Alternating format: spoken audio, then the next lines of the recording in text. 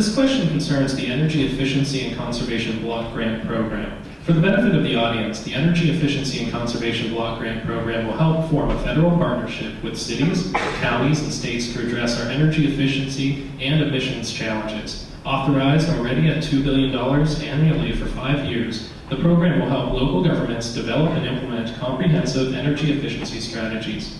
First, do you support the full funding of the Energy Efficiency and Conservation Block Plan? And second, how would you ensure the funds were appropriated in North Carolina? I do support the energy efficiency legislation, and I understand that some things we would want to do in this area would be directly funded in terms of research and in terms of the kind of support we might give to purchasing more efficient equipment in government and so forth. Other ways we might want to give tax incentives, tax credits, and deductions for people who invest in more efficient equipment. One of the achievements that the Democrats coming into the Congress, and the leadership of the Congress last year are so proud of is, for the first time in many years, increasing fuel efficiency standards for the vehicle fleet. And the energy bill, which our Republican friends would not agree to this last couple of months, would have taken those standards further. It would also require our power plants to have renewable fuels in their portfolio to generate more of their power from renewable sources. Energy is a huge issue for this country. It's a huge issue in the presidential campaign. And we are going to have in the next Congress to tackle the question of global warming and a workable system of caps on greenhouse gas emissions. We have in the short term energy prices that are being very hard on our people. The gas prices, the heating oil prices. So the gouging, the speculation, those things need to be attacked in the short run. But in the long run, the real answer is as you described it. It's in conservation, in efficiency, in promoting renewable fuels. This is a high priority for our country. It's at stake in the presidential campaign and in my race as well. Dr. Lawson. Energy is a critical issue. The problem we have is that we continue to allow corporate lobbyists to write the laws and attempt to micromanage their way to the top of the economic food chain. How much money did it take for people building compact fluorescent light bulbs to lobby to make incandescent obsolete?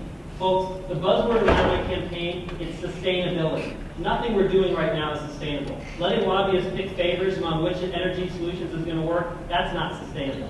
Let's be creative. Let's think outside the box. What's the best incentive to conserve? Higher prices.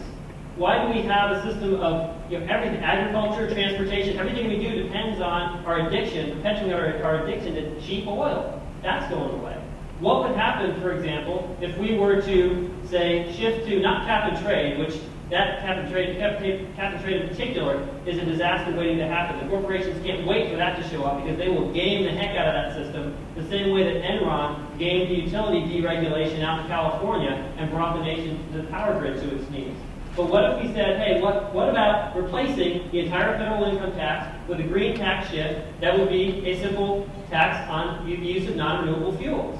What investment would that free up to then focus on conservation and focus on alternatives? But we're letting the lobbyists pick winners and losers in Washington. It's bad science and it's bad policy. Congressman Brett. Well, it's news to me that the corporations just can't wait to have a cap and trade system. Funny thing, what I noticed was that the corporations were lobbying very hard against Senate passage of that very system a few months ago. And while they didn't gain sway among the Democratic Party, they did gain sway among the party Mr. Lawson wants to join in Washington. So cap and trade, we can talk about it. We can talk about the best system, but it's a system that I believe has a lot going for it. And the corporations just need to understand that it is a national priority, it's an international priority to get greenhouse gases under control. And we're all going to have to be on the team to get this done. By the way, I think Mr. Lawson thinks that the setting of fuel efficiency standards for the vehicle fleet is also unconstitutional. There is this faith some people have in the free market, but I tell you, if you counted on the big three in Detroit on their own, out of the goodness of their heart, to build more efficient automobiles, you'd have a long wait. It was overdue for the people's representatives in the Congress to say, we're going to get a hold of this problem, we're going to have more efficient vehicles, and that is what Detroit's going to have to live by. Dr. Lawson. If we didn't have big oil and big auto, coercively working to perpetuate a mercantilist foreign policy that perpetuates our addiction to cheap fossil fuels from the Middle East, we'd have a lot more choices. We're not living in a free market, folks. Let's not delude ourselves. This is corporate socialism run amok up in Washington. We need a federal government that follows the rules and serves the American individual instead of the lobbyists and the corporate interests. The next moderator will be